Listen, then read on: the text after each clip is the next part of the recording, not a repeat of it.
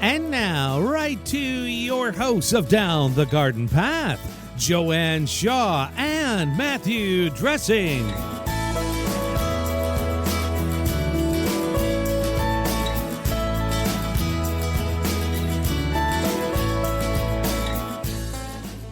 Welcome, everyone, to Down the Garden Path, where we discuss down-to-earth tips and advice while doing our best to help you seasonally manage your garden and landscape.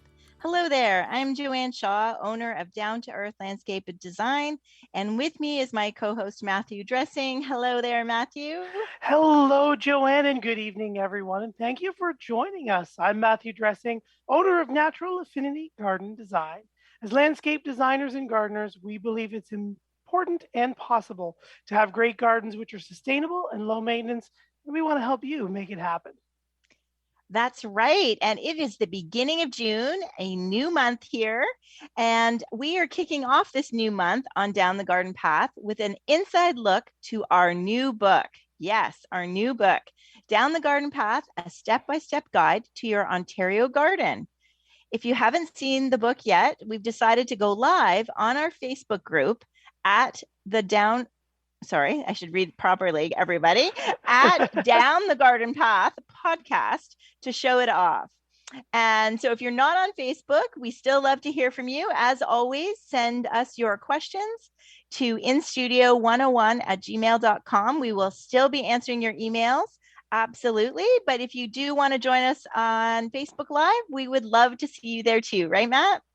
That's right. All you got to do to join the Facebook Live is search Down the Garden Path podcast, and you'll see our group at Down the Garden Path podcast, and we are broadcasting live. The last time we did this, we tried to do Christmas urns live in studio. Oh, I know, eh? Oh my gosh. And, no, but we also tried apples, right? We have Susan, and we tried doing apple tasting too. We tried that.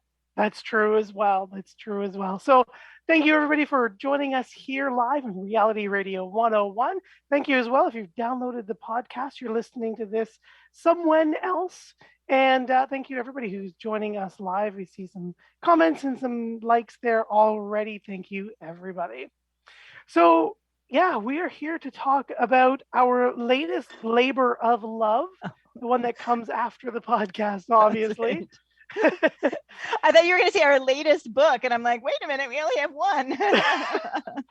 So yes, our latest labor of love, which, really thanks to the podcast in a lot of ways, right, Matt? That's right. And I think we have been doing this. I've been with you. I think this is year 4 or 5 now. 5, I think. Yeah. Right. And we started doing, I think, kind of picking up on what you had done, that kind of review of what to do every month, that month in the garden. Mm-hmm. And that was one of our most popular series of shows. Right now, or last week, we would have done June in the garden. We'd be talking all about things in June. So I think our idea was to put all of these notes and all this wonderful information that everybody loved together and kind of distill our knowledge and experience into one reliable source. And we've gotten a lot of feedback from all of our listeners over the years about mm-hmm. when are you going to do a book? Is there a book? And then there finally is a book available now mm-hmm. on Amazon.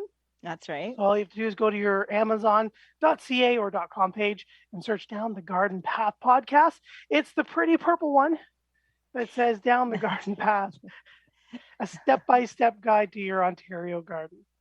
Yeah, and I think the step-by-step part is what makes it different, right? And I think I also found, I have a newsletter with my business, so I've been a landscape designer for a long time, and I found that clients, right when you're finished a landscape, you tell them, okay, this is what you do with this, and this is what you do with that. But not all of that has to happen then. Or remember, in spring, you need to do this to it. Or remember, and so I would often get questions like a year later saying, okay, it's May. What do I do with this? And what do I do with that? And so that's where my newsletter was born. And it was really quick, and it was because I couldn't respond to everybody. So it was really the information doesn't really change, right, Matt? Like it's there from season to season, but I think it's the timing. Right. And because, thanks to climate change and different seasons, there's a little bit of movement between months a little bit. But I found that my clients, my past clients in my newsletter, people loved it because they didn't have to remember they had to do in the whole yard. They just had to remember what they had to do right now, like the first weekend, in the month, this is what they needed to do. And then that translated to, like you said, really successful podcast shows. When we started doing that, the last Monday of the month, we would say what you need to do in the next month. And those were also popular. So I think it really helped us realize that, there's a lot of books out there for advice that give advice. And there's a lot of websites and there's a lot of Facebook groups that give advice, but it's the timing of it. It's like, okay, what do I do now for my shrubs, for my lawn? We joke on the show that regardless of what our topic is, regardless of what our guest is speaking about, there's always a lawn question, right, Matt? Always a lawn question. Always a long question. So I think that's really what helped us guide us creating this book, right? Is that we have those categories in people's yards, from seeds and bulbs to annuals and perennials to trees and shrubs and evergreens. Exactly. It's all about timing. And building on your lawn comment, Carol has written in, hello, Joanne and Matt. Very cool. Congrats on the book. Matt, can I rake my leaves now? Yes, Carol, please do. Yeah, I know. You might want to be blowing those into the garden now just to decompose, Carol. Exactly.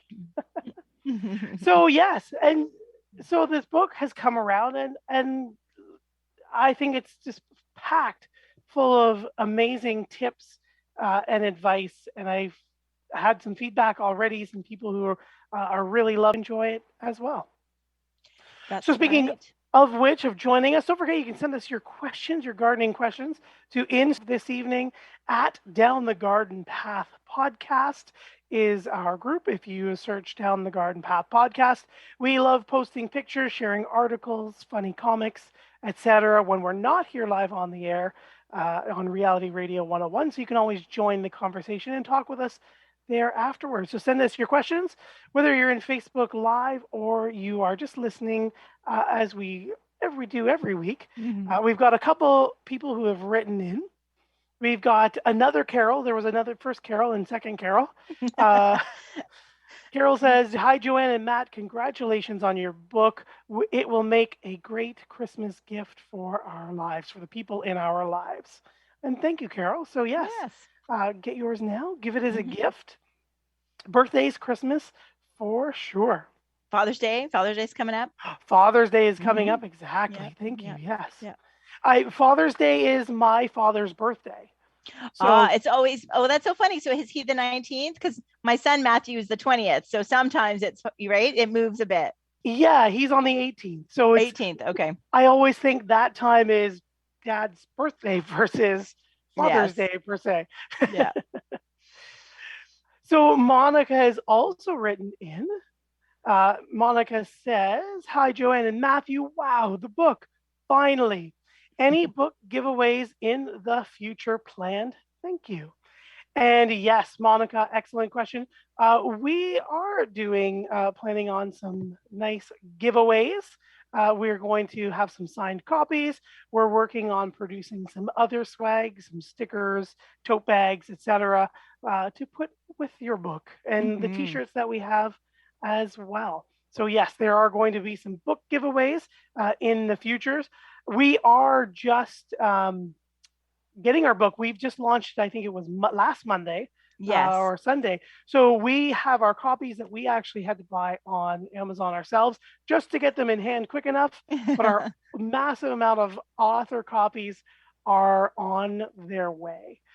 So yes, we will be having lots of giveaways, Monica. That's right. They apparently put the author copies on the slow train, Monica. So the donkey is walking it to us. So we have to wait a little bit longer, but we're looking forward to getting those. And then later in the next few weeks, we're going to be doing some different promos. So watch for and listen in here, as well as our social media to hear more. That's right. Go ahead. Oh, sorry. I'm not used to the Zoom screen and the I other know screen. everybody's got to bear with us, right? Because we've got more screens than we're used to, and I'm scared to look at the Facebook screen because I'm going to be totally distracted. So, well, just looking at Nancy has written in and says, "Gifts, such a good idea. Congrats to you two." And thank you, Nancy. Thank you for writing in, and thank you for joining us on Facebook Live. Yes, thank you. So speaking of some questions, we do have a few other questions who have our listeners, our lovely listeners who have written in. John has written in, "Hi, Matt and Joanne. Always a pleasure, if I can read, to listen to you when I can. What do you think of liquid fertilizers, the kind that are hooked up to a hose? I have this type of fertilizer for my grass and my plants. Are they okay to use? Thanks." Great question. We haven't, I think that's a first. That is the first. I think that we've talked about the ones that are hooked up to your hose. We often see, I think the main one out there is Miracle Grow right now. And they've got the two forms where you can buy the little like miniature 500 mils or 1 liter pop bottle like attachments that screw into the end of your hose. So you buy like the gun and you buy the refill cartridges that looks like the pop bottles, and it is a concentrate and you screw it in and then it dilutes it. So as your water comes through the hose, it draws your fertilizers, waters them in. You can also find them often as well, again, especially from Miracle Grow, with the powder in it, and it injects water into that typical kind of spray gun that you attach to your hose and then you water it in. So yeah, John, definitely both are perfectly okay. Remember that liquid fertilizers are dissolved in water, water soluble. So as they enter your soil solution again, when they become wet, or you water next, or if it rains like it's going to do all day tomorrow, it will be redissolved into the soil solution and leached away or moved in the soil. So if you've done it today and you're going to be having another day like we are of full rain in the GTA, you're going to lose some of that away to the water as it passes from the environment and into the soil and down through the soil. So always just watch when you water, or don't go out and water immediately after, just so you get the most kick out of it. But yeah, definitely, you can definitely use those for your lawns and your plants. Just make sure again that the soil is not dry, bone dry. They are salts and you can damage your roots. So moisten it up first, water it in, let it bond, and let her drink away. And that's sometimes, right, those feeders or those attachments to the hose sometimes have that where they want you to just use plain water first, right, and spray it out around with the plain water, and then you turn the dial and then it starts to mix the ingredients. Because do you remember we had the mosquito barrier so a few weeks ago, so I tried that this weekend, and that was very much that same kind of idea, right? Where they said, run it, wet the barrier, wet the perimeter of your yard, then turn it on to on. So then it distributes. So for that very, very reason. Right, exactly. They've built it in so you don't have to take it off, water it, put it back on, make sure it's all exactly. Yeah. And some of the old nematode sprayers have the same thing. Right. So you could just do it as you go. Yes.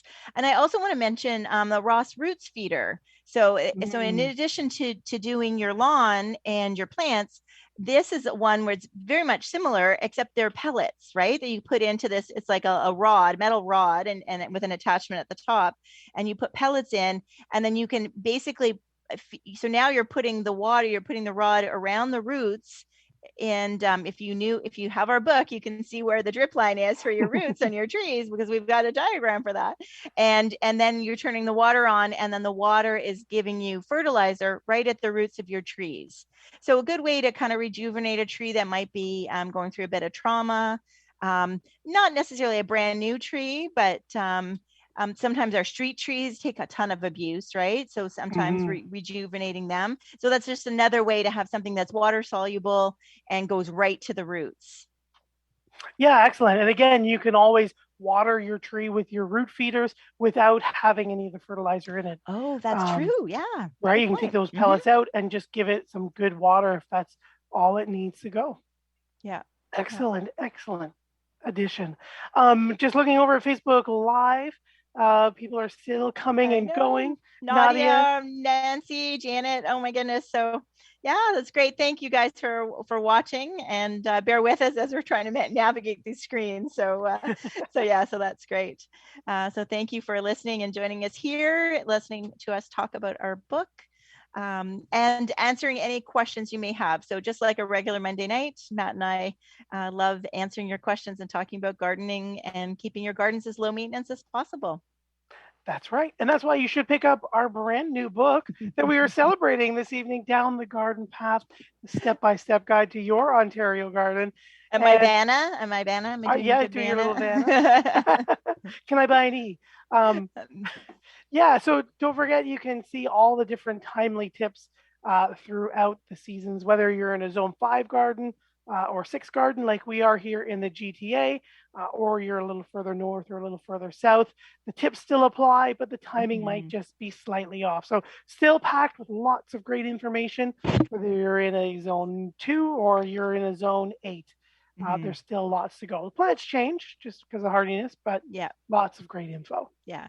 And as I mentioned before, because things, year to year, the seasons change a little bit. There is some repetition, so sometimes we give you what to do in April, but sometimes, the April is warmer than, expected or cooler than expected. And so now you're doing, May tasks a little bit earlier or March tasks a little bit later, that type of thing. So that is something to keep in mind, that it's not, when the month changes, it doesn't mean the weather and the plants just jump and change.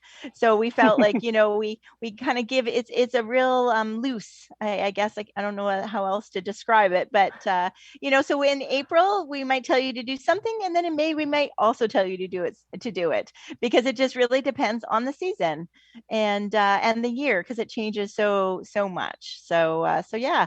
And I know one of the popular things, if we wanted to spend a bit of time just talking about the June section, because we're here at the beginning of June, right?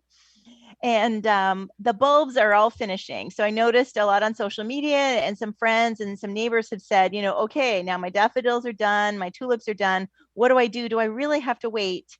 Can I dig them up, or do I have to wait for the foliage to die? And so that is something that we cover in the book. And yes, you do. It is better for your plants, for your bulbs, to let the leaves die naturally. There are some people that will dig them up, that don't want them, and let them die naturally outside of the yard, right? Or right side of the soil, right, Matt? Mm-hmm. But it's good to keep them in place, and that is why it's really important to think forward and plant something in front of it. So, always having a plan for perennials to grow up in front, so that you don't see the foliage deteriorating. And when the foliage is gone completely yellow, then you can cut it, and maybe sprinkle some bone meal or some blood meal, and bone meal. Blood meal to repel. Okay. So bone meal a little earlier to feed the bulb, and that's why we want them to yellow. Yeah, there you go. Yeah. So yeah, and so this is, if you are finding that you do, or your bulbs are too visible, then now's a good time to maybe take some pictures, and then plan for having something in front of those bulbs next year or by the fall. So then next year that won't happen. You won't really have that problem. The bulbs will just be dying behind the new plants that have grown up in front of it. Japanese anemones, Roseanne geranium, something like that, that's going to hide the bulbs. And Matt, we've got some more questions. That's right. Yeah, we've got a number of questions. Janet has written in from Facebook Live. Hi, Matt and Joanne. Your book mentions sterilizing your garden tools. What do you recommend to use? Yeah, just some regular, like a 10-to-1 bleach to water, water to bleach. 10 parts water, 1 part bleach. Let's reverse that. Or rubbing alcohol will sterilize the bacteria or the other pathogens that might be on your tools. You want to make sure that when you're cutting between plants, you are sterilizing. You don't want to transmit anything. Their sap, much like our blood, can carry pathogens and other harmful diseases or vectors of disease. So we want to make sure we disinfect with that. I have also used, in a pinch, just like the Lysol wipes or the Clorox wipes, to kind of wipe it down. I have one. I'm doing some quick cutting. I like to maybe rinse it off or let it dry a little bit, so I don't have that cutting right into it nice and strong. But I've also used that in the past. Yeah. So good question. Thank you, Janet. Still looking at Facebook Live. which if you'd like to join us on Facebook Live, maybe you don't know what we look like and you've been listening for years, you could tune in. At Down the Garden Path podcast is our handle there on Facebook. Don't forget to join the group, join the podcast or the live feed, ask some questions, and stay tuned later for more promotions and tips and fun stuff when we're not on the air. But Nadia had written you as well earlier, and she says she has got her book last week. Very excited to read it through. Yeah. So thank you again, Nadia, for picking up the book. And Josh's question, Matt, is it too late to start any vegetables here in the GTA by seeds? Thanks, and sell them bleep books. I think we're barred from swearing, Matt and Josh, sorry. On our Facebook Live. That's right. We will play it. So that it's funny because I've been noticing that it's been a bit of a discussion. People have said that their seeds that they started inside, their cucumber seeds, and the seeds that they started outside are pretty much at the same point now. Yeah. And you know what, Josh? I'm even still planting some things outside. I just started some marigolds, some other greens, just to kind of keep things growing. But yeah, there are things like radishes, kales, zinnias, sunflowers, lettuces, spinaches, a lot of greens that we can still plant outside. Now, you could even, like me, Josh, I was very bad. I've got one tomato plant I bought, and I want to start another, and I'm late on starting. Luckily, it's an indeterminate, so it should give me some. But if you needed to start something like a tomato or a pepper or something that needed 120 days or plus to maturity, you're pushing it into fall where you might lose some of it to the frost, or you might not get a full crop or full maturity out of it. So you can do it, but just watch those dates to whether or no you're actually going to be able to do it. My indeterminate tomatoes, I find that once mine hit about 2 feet to 3 feet, which is usually fairly quickly, they are going to give me lots of little trusses of little cherry tomatoes, basically until the fall comes and goes. Whereas a determinate type, meaning that they have a certain size and shape, and then all the tomatoes come all scheduled at once. Again, you'd have to watch for something like an early girl or someone who's very early, who's only like that 70 to 90 days within the season so that you can get it. But there are shorter, like, because even carrots, right? Because you can do succession planting. So carrots, radishes, beets, there are, and many of the leafy greens. So there are some things you can still start. And the garden centers, I know everybody thinks if you don't get your vegetables on the May 2-4 weekend, you're not going to be able to find them at the garden center. But I think they've caught on to the demand, and you will find them. They are a little pricey this year, but with fuel and everything going up, that kind of thing. So so definitely take a look. For Josh, for you, and for all of our listeners, one of my favorite resources comes from West Coast Seeds. So it's a Canadian seed company, obviously from the West Coast, but they have some great seed starting guides and tips and charts, as well as one of our favorite guests here on the show, right.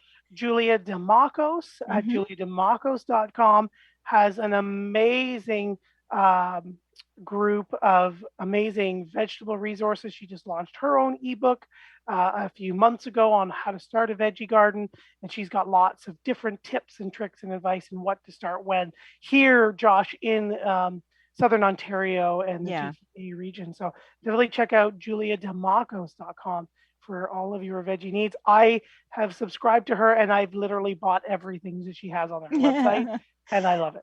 Yes. And those are the tomatoes that I grew, Matt. So I bought 2 kinds of cherry tomatoes from her. I forget the actual names, but I know one is pink and one is yellow.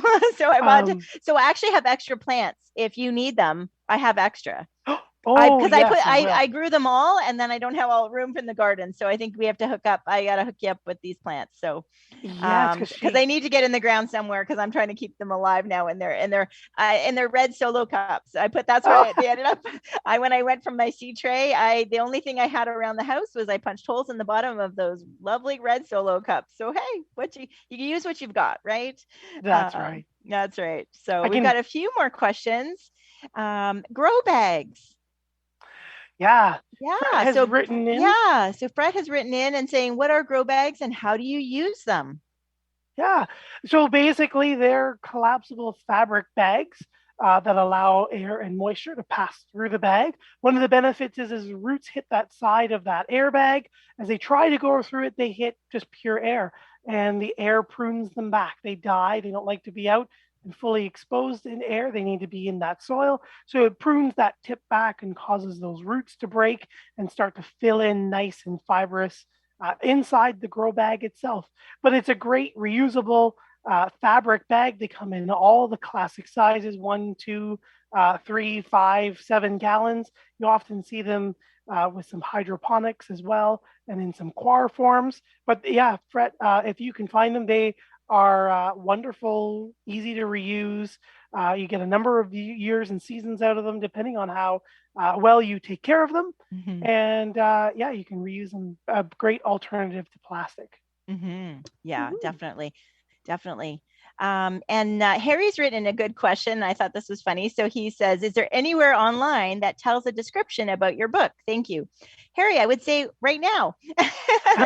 That's us. We were talking about our book, Down the Garden Path. You can check it out on Amazon as well. There's a really good description there, as well as we already have a couple of reviews. So some people that have already received it and read it.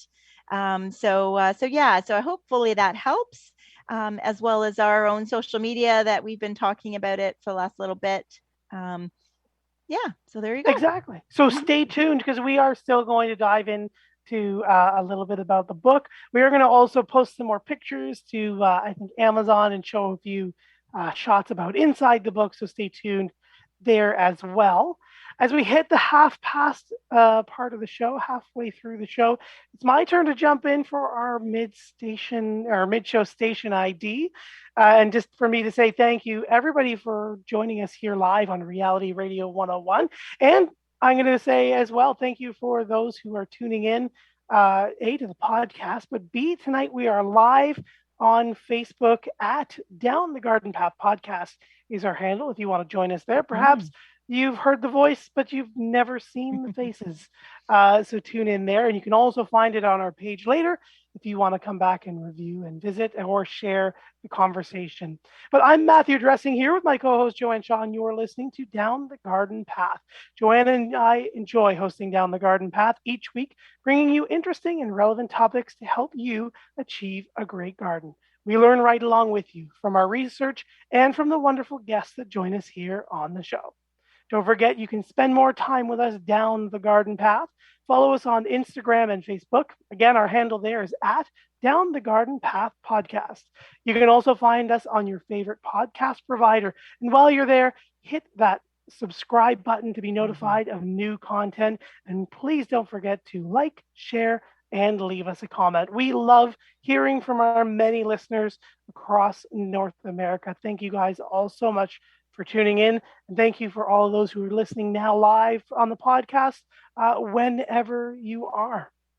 So don't forget, you can always write us here at instudio101@gmail.com, but you can also find us online. You can find Joanne at www.down2earth.ca, and you can find myself as well, www.naturalaffinity.ca.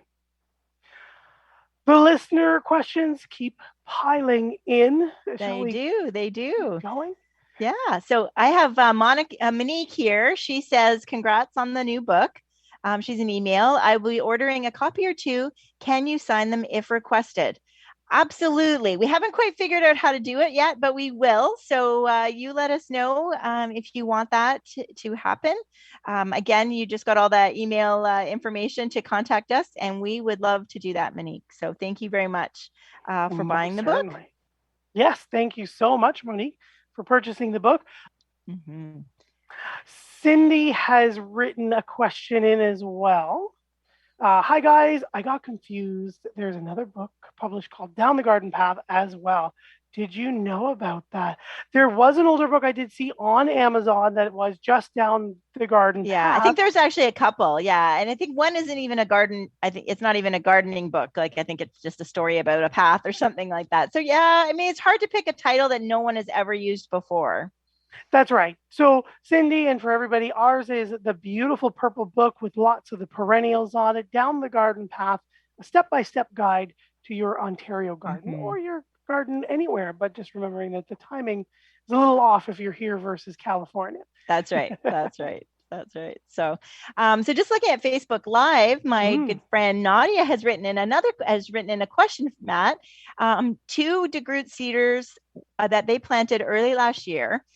We wrapped them in burlap for the winter months. This spring, we noticed that one of the cedars is going brown on one side of the lower third of the cedar. What can I do to help it recover? Yeah. Hard to say without seeing it, but if it's just brown on the outside, you could lightly shear it and let it come out. Just expose some more of that vigorous growth, get the sun in there. We can still fertilize a little bit more right now with the 30-10-10, something that's more evergreen specific. You often see Miracle Grow or NIC, or I think I just messed that up. That's an insect company. But CIL, that's what I'm trying to there think. you go. With another 3 letters, those 3 letters, right? Those 3 gardening letters. NPK. Yeah. And then just try to make sure that it gets through the summer with little stress. Make sure it's gotten some food until about mid to end of June, and beginning of July. Around Canada Day, we want to kind of slow on the high nitrogen fertilizer, especially, and just hopefully encourage it to come back. If it's completely died right into the core, she might regenerate being young, but she's going to be a little weird or a little lopsided for a bit. But yeah. If you can send us, Nadia, if you can send us a photo or post it, I don't know if that Facebook Live lets you post a picture, or you can send it to our email address and we can take a look too. Because I think, is it against a fence? Is there some other things happening there? We can take a better look and figure that out for you. So thank you for your question. Yes, thank you, Nadia. Vesna is also in Facebook Live right now. Congratulations on your book. Thank you very much. Can you please show the cover of the book so we know to order the right one? Many thanks. And excellent. Yes, I don't know if we are showing off the book enough. This is beautiful. I can't see my screen right now, so I don't know if I'm seeing it right, but the beautiful, there we go. Nice and purple with down the garden path, a little green underline with our names on it. So great. Yeah, photo. And we even have the podcast logo, so you can look for that, right, Matt? That's right, as well. And we've got lots of photos in the feed as well for the book. So take a look at our latest posts. But excellent comment and question. Thank you very much, Vesna. We've got some listener questions popping in. Rita has written in an email. Rita found the book. Rita found the book. She sent us a cover and says, "Hey, did you see this book out? It looks awesome." Thank you, Rita. Thank you so much, Rita. Excellent. John, and doesn't it feel good? Like, it's a funny thing, but when we got the book, we were both like, having it in your hands after so much work, but then touching it, and the fact that we had to make all those big decisions, glossy, matte, all those different decisions, and going with a matte cover, we thought we would see, and we just love it because the book feels so good, doesn't it, in your hand? It does, and it's still sort of surreal. Like, there's a book on my gardening bookshelf with my name on it. That's right. Speaking about the book, I was just thinking back to Nadia's questions. One of my favorite parts of the book is what you wrote. You spent some time writing the skinny on cedars, I believe it's called. Yeah, the skinny on upright cedars, page 52. So Joanne took some time and went through some of the classic types of upright cedars that we're going to see, some of the challenges with the different species and cultivars. White cedars, black cedars, the emerald, the different pyramid cedars. So definitely, if you're in the book and you've got some cedar questions or you're not quite sure, there's a great 2-page spread on what to look for your cedars. And even with, I have so many years in the garden centers, It doesn't matter what time of year it is. There's always a cedar question coming through the door. So lots of great information there on cedars as well, Nadia, because I know you bought the book. That's right. Except Nadia, I ran out of time to do degroots. So there's no degroots in here, but I do use them in designs. So we definitely still can help you with a picture. We definitely can help you with those.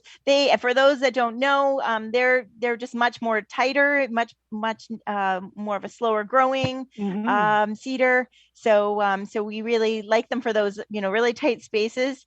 Famous for things like, next to when we get, less than 3 feet around a pool, when you need to put in something. So DeGroot cedars come in handy. They're a bit slower growing, but much tighter. And they've got a really nice texture to them as well. So a really nice feature. Yeah, I was going to say, again, that slow growing, but that beautiful, dense texture of that foliage and that rich green is spectacular. Yes, and since Matt plugged my section, when we most of it was together, but we just had to divide and conquer sometimes. But one of the things in talking about June, another thing that's very popular right now is you can say it very different ways, clematis or clematis, depending on how you tomato. And lots of questions I see in social media and things like that. People like, it's not blooming. It's wilting. Do I cut it back? Don't I cut it back? It still has last year's growth on it. Will I cut out the blooms? So clematis can be one of the more challenging, I think, plants in our gardens, right? Because there's 3 different groups of them. It's not just one way you treat them. So the important thing, so Matt does a great job of explaining the 3 different groups and what to do when with those groups, right? That's right. And if you're not quite sure what group your clematis falls into, definitely just take a minute to quickly Google the name of your cultivar, your clematis. If you have it. If you have it, if you remember what it is, it might have been an older one you've lost. And then just kind of see which one it is. And it'll tell you usually which group or type it belongs to. And then the pruning instructions are fairly easy as well. Yeah. Yes. Yeah. The time is flying by. 7:43. Holy moly, Andy. I know. And this is fun. And so far we're doing it okay. Third time's the charm. That's right. That's right. Third time's the charm. So I'm just checking email. So John has said, how exciting this must be for you and your families. What a fantastic endeavor. Good luck with the sales and thank you for the information. You're welcome, John. And I hope you get a chance to buy it as well and let us know what you think. So thank you very much for your support. We've got some great listeners. You guys have always come up with some great questions. And considering we had last week's was a Q&A, our last week of May was our Q&A episode. So that's great that we get some more questions tonight. We do. Like Jim's question also in the email, Jim has written in and says, hi, Joanne and Matt. What's the best way to test the pH of our garden soil? Thank you for this information. Another great spread on how to do a soil test and look for your NPK as well as your pH levels. Page 35 in May in the book if you've got it. But yeah, Jim, there's a couple common ways you'll find in the garden centers or big box store garden centers as well. You can do a little soil test kit. So you get 4 little vials and a little pill, and you get some soil from a few different spots in your yard or your garden. You put them in the tube and you add some water with the pill and shake them up, give them some time to change color, and then they'll come with a little graph based on the darkness of each of the color, usually like a yellow, a dark green, an orange, and a purple. You'll get your pH reading, but you'll also get the reading of your macronutrients, your nitrogen, phosphorus, and potassium if you choose to do that. Another way to do it too is you can always pick up one of the $10 or $15 pH meters as well. And so basically, as long as you want to make sure the soil is moist to wet, and you take the pH meter and you're going to put the probe into the soil, and you'll see the little gauge, kind of like the speedometer. It'll pop up or back or forth depending on where your pH is. So it'll kind of move to the right if it's higher than 7, or it'll drop down if it's lower than 7, and it'll give you that range as well. And a great thing to know about your gardens, if you haven't tested your soil or your pH, you might be applying too much of Mm-hmm. of one of the Yeah. nutrients, the NPK.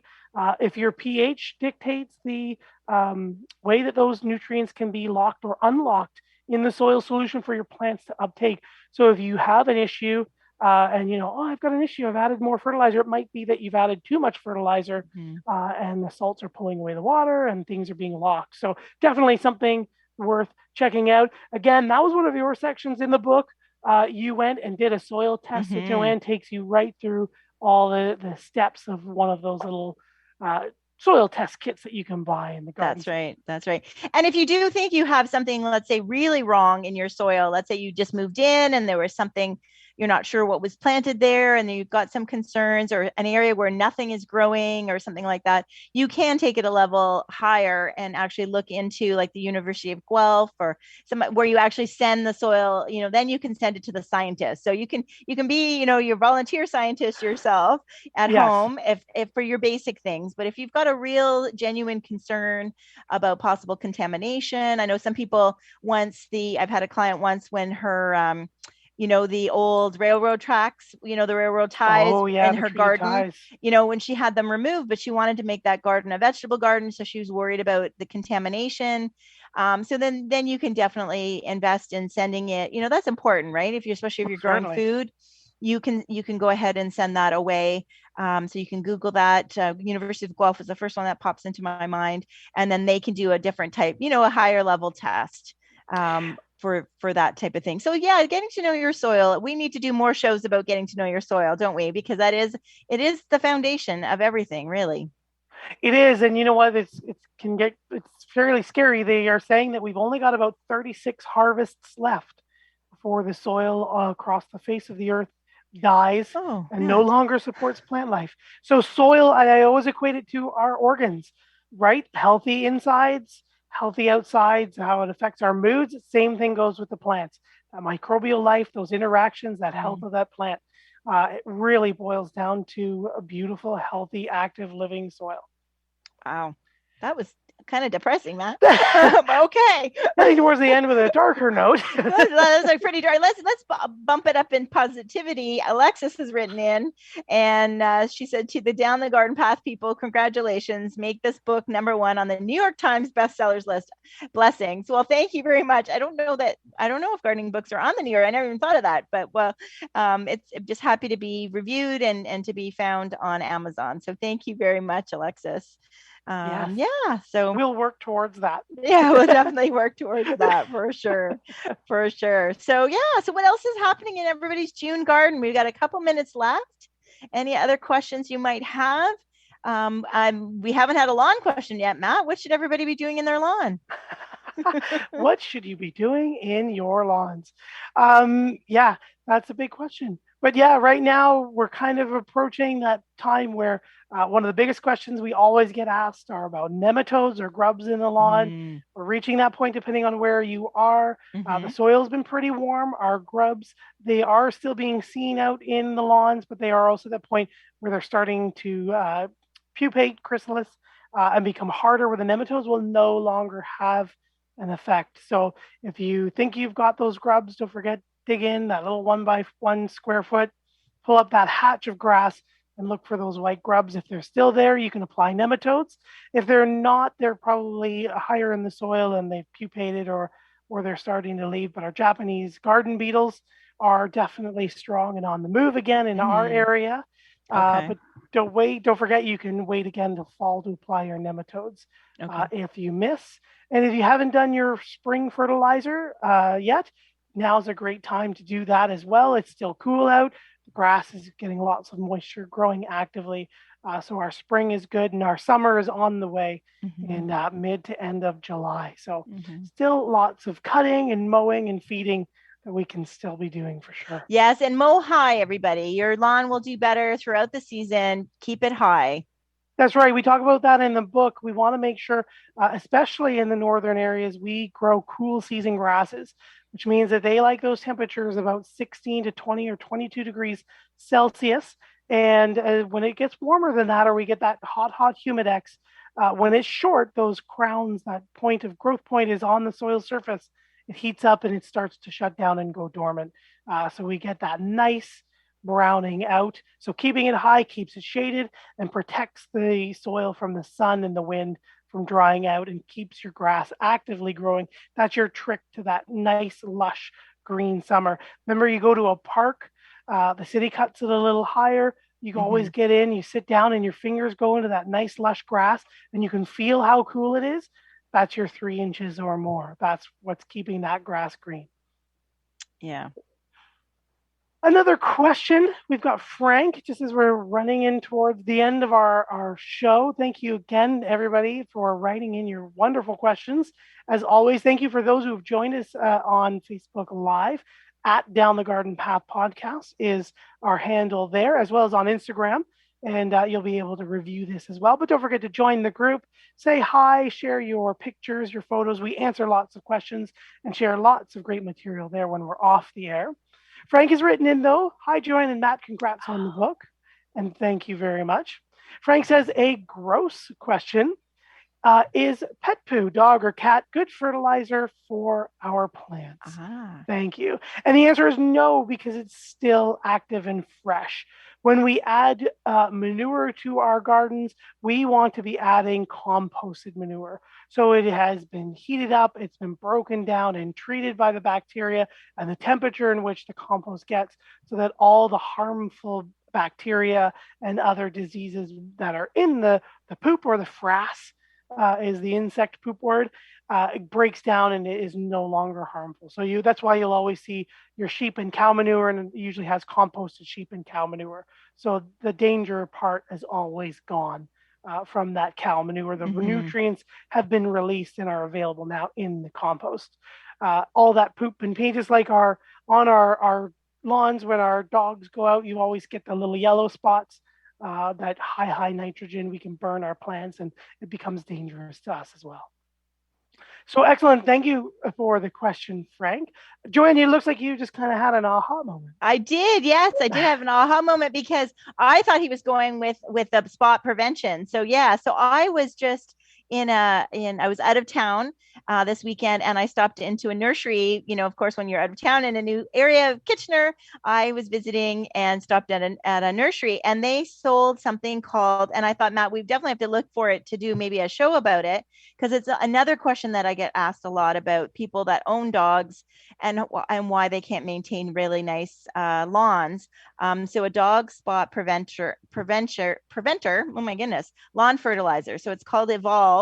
So I don't know much about it, but I took a picture of it to show you and see. So I'd love to know if any of our listeners have a solution for their dog lawn issues, or if they're interested in us doing a show, because I think that's a big one of pets, animals and what animals eat and what animals do. I've got some digging, I've had digging questions. I'm working on a design right now where we're actually doing a sand pit. The dogs, the greyhounds like to dig. And so the owners in their previous home had a sand pit. So that's where the dogs went to do their digging. And so I've designed another yard for them and incorporated. So, there's all these solutions on how to manage our pets and our landscapes, right? So that's where when I heard his question, I was like, oh no, I think I found the product. But that was wasn't quite the exact same answer, but it was a great answer, Matt. So thank you. Excellent. So you bring up a point about just, there's lots of different solutions as we round out the last few minutes of the show and of our Facebook Live. That's one of the things that we say in the book as well, is that there are a lot of solutions out there. And this is the tips and timely advice based on our many years of experience and training and expertise in our hort journey, our horticultural journey. Hort is short for horticulture, for those of you who don't know. So you may find a different way of doing things, and what we say you may have tried and doesn't work in your area, and that is perfectly fine. This is just based on our experience, and we hope that we can help you out as well. So, and if you do have something that works better, we love to hear it. Gardening is a very social activity. Everybody's doing different things, has different yards, different microclimate, and different experiences. And I think that's one of the things that I love most about, hort societies and other colleagues and coworkers, is learning what's working for them and what tips and tricks they have. So Gardening is always changing and growing and evolving. So Yeah. let us know what you want to hear about. Maybe there's some great show ideas or some posts that we can be making. And pardon me, some research that we could be doing. That's right. Yeah. Great point. There's no way do we say this is the only way to do things in our book. We know there's lots of information on online and in other books. But yeah, this is our experience, and we both have, varied experience, varied education in the field. And so, and best practices, we constantly, and we've talked about that on the show. Matt is in his gardening on his balcony, me, my gardening at my home, as well as with my clients. So definitely we did our best to provide you with the advice that we really feel good about. And but we will always, I'm sure there'll be a different revision of the book when we find out something else, right? So yes, and as seasons change and climate changes and plants change too. So we thank you, everyone, as we are winding down. Our time always flies, don't we say that? It flies so quickly every single week. I know. And we've been doing this a long time, and we can say that. So we thank everybody for taking this time out to listen to us, either here live or later on a podcast. And exciting that you joined us Facebook Live wise, and I'm hoping it turned out okay, because it's kind of hard to do both. But we really appreciate your support and your listening each week. We really do. We really enjoy helping you keep your gardens as low maintenance as possible. Right, Matt? That's right. Thank you, everybody, again for tuning in live as well as Facebook Live. We loved interacting with you there. Thank you, everybody who sent us the wonderful questions. And don't forget to tune in next week here on Reality Radio 101 as we have a brand new episode of Down the Garden Path Garden Path. And don't forget to check out past episodes of Down the Garden Path podcast, your favorite podcast provider. Thank you, Gary and Mike, for helping us put on the Facebook Live, and we will see everybody and talk to everybody next week. Take care. Okay, bye.